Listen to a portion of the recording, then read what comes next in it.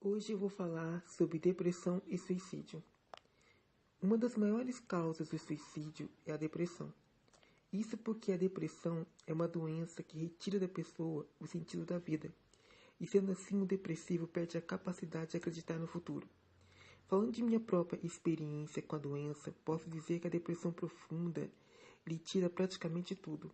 Você não tem ânimo nem para realizar os cuidados básicos de qualquer pessoa, como escovar os dentes, tomar banho, se alimentar regularmente e etc.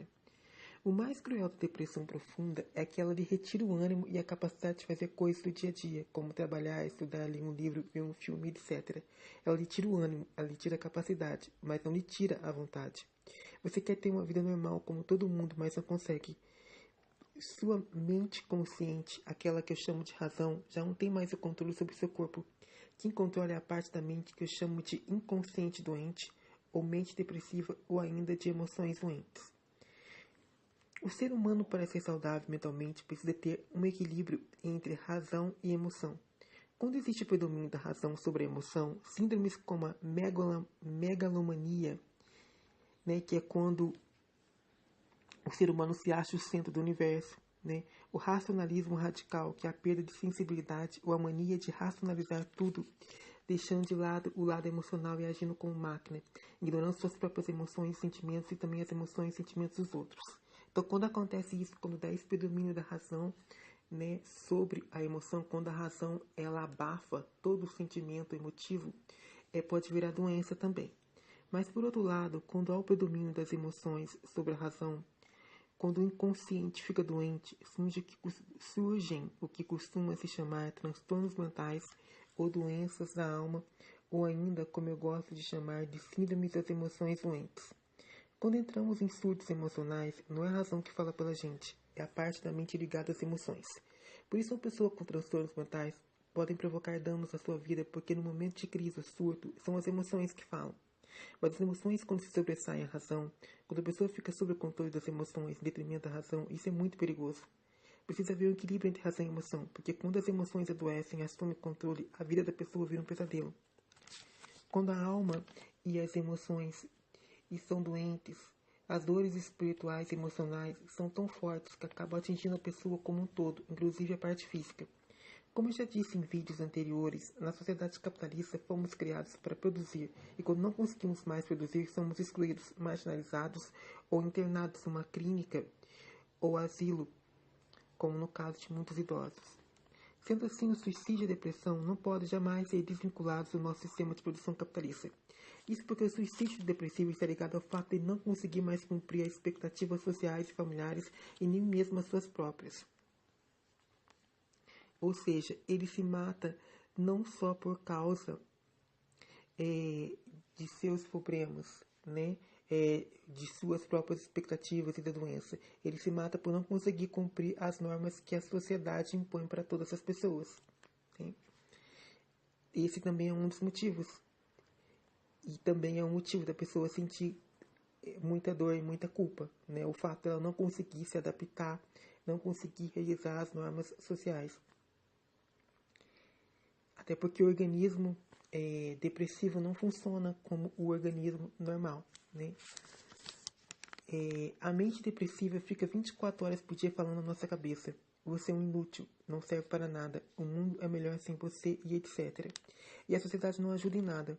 O preconceito relativo à depressão, que compara essa doença com preguiça, tristeza passageira, castigo por falta de fé, vitimismo e etc., só reforça um doente o sentimento de culpa, como se ele fosse culpado por ter desenvolvido esse mal.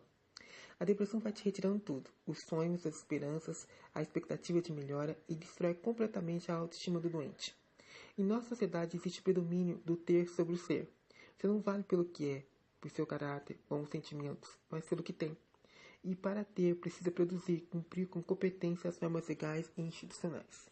Mas quando por alguma razão você não consegue produzir, como no caso de uma depressão profunda, o lugar que lhe é reservado não é nada bom.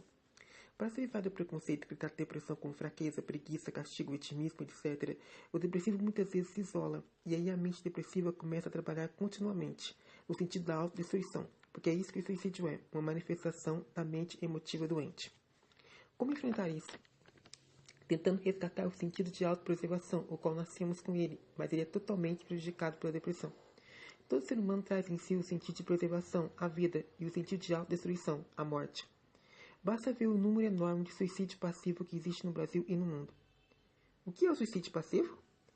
É alguma coisa que você sabe que prejudica a sua saúde ou que a longo prazo pode te matar. Mas mesmo assim você faz, né? Alguns exemplos: o hábito de fumar, beber, uso de drogas, consumo descontrolado do sal e etc. Isso é uma manifestação do sentido de autodestruição. Então, para sobreviver à depressão, é necessário reforçar o sentido de autopreservação, ou seja, aprender a se amar. Não pelas coisas que você tem ou as que é capaz de produzir, mas simplesmente porque no fundo da nossa vida é o único bem que temos. E se ela não é importante para nossos familiares ou para as outras pessoas, se o mundo não está nem aí para a minha vida ou para a sua vida, a vida tem que ser importante pelo menos para nós mesmos. É fácil se amar quando se tem amor de um companheiro ou companheira, da família, dos amigos, saúde para trabalhar e estudar. Mas e quando não se tem nada? Quando se está doente sozinho? Eu, para continuar sobrevivendo, tive de criar mecanismos e defesas contra minha mente depressiva. Ela vive me dizendo que eu sou um fracasso, um inútil, etc. Mas eu aprendi a desvincular quem eu sou das minhas próprias expectativas e principalmente das expectativas dos outros com relação a mim. Eu sei do meu caráter, do valor que eu dou às pessoas que sofrem, e sei que o meu sofrimento não é só meu. Existem milhões de pessoas depressivas no mundo se sentindo abandonadas, excluídas e negligenciadas. Porque, infelizmente, nossa sociedade é muito injusta e os grandes avanços na área da saúde mental não são acessíveis para todos na saúde pública. O tratamento fraco, insuficiente e às vezes até discriminatório provoca ainda mais dor nas pessoas que, como eu, dependem da saúde pública. Falarei mais sobre isso quando for tratar da depressão e saúde pública. Por ora, quero elencar atitudes por parte da sociedade que, na minha opinião, poderiam evitar suicídio. Primeiro, acabar com o tabu. É necessário se falar sobre o assunto de suicídio, suas causas e prevenções nas escolas, centros de assistência social, nos centros de atendimentos psicossociais, programas de rádios, televisões, canais da internet, universidades, etc. Vincular o serviço de valorização à vida à saúde pública, com profissionais separados para atender a pessoa com pensamentos suicidas, e não com voluntários que, na maioria das vezes, não estão aptos para atender e apoiar corretamente a pessoa que se encontra em profundo sofrimento. Uma outra medida que pode ser tomada no sentido de se prevenir o suicídio é incentivar os filhos a entender e respeitar as suas emoções e também as emoções dos outros. Ensinar sobre empatia, solidariedade, humanidade e respeito à diversidade. Promover programas de incentivo à luta contra a psicofobia, que é o preconceito contra a pessoa que tem qualquer tipo de transtorno mental ou psíquico, né? E toda forma de preconceito contra as pessoas com transtornos mentais, né? Criar cursos, palestras e treinamentos sobre estratégias de luta e enfrentamento contra a mente depressiva e suas armadilhas. Informação é poder. Informação pode salvar vidas. E se você, como eu, tem que enfrentar o pensamento e o sentimento de que é um lixo todo dia, aprenda a insistir no contrário. Diga todo dia para si mesmo: eu estou me sentindo um lixo, mas isso não é verdade. É a depressão falando por mim. Eu tenho vontade de me matar e acabar com tudo, mas não sou eu que quero me destruir. É essa doença maldita. Ter depressão profunda crônica é enfrentar um terrível inimigo todos os dias.